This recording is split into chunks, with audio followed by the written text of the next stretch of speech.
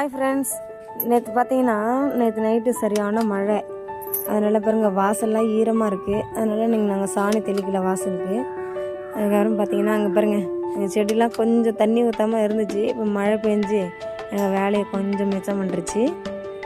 பாருங்கள், இது கத்திரிக்காய் செடி. இது பார்த்திங்கன்னா ஒரு வாரத்துக்கே ஒரு 3 கிலோ கத்திரிக்காவது தந்துடும். அந்த ஒரே ஒரு செடி, அந்த ஒரு செடி தான் பெருசாக படர்ந்துருக்குது. பார்த்தீங்கன்னா தெரியும்.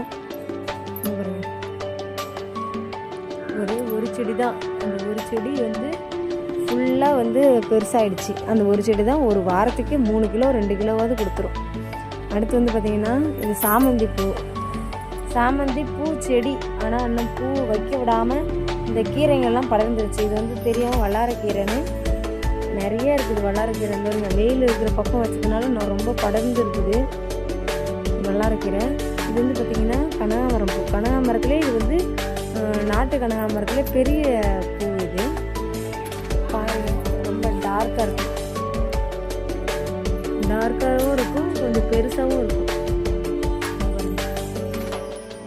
அந்த கனகாமரம் அது பார்த்திங்கன்னா இந்த சம்மங்கி பூ மாலையில் வச்சு கட்டுவாங்கள்ல, அந்த பூ எல்லாமே இப்போ கொஞ்சம் ஈரப்பதமாக இருக்கிறதோட சூப்பராக இருக்குது. ஓகே, இதுதான் ஃப்ரெண்ட் இன்னைக்கு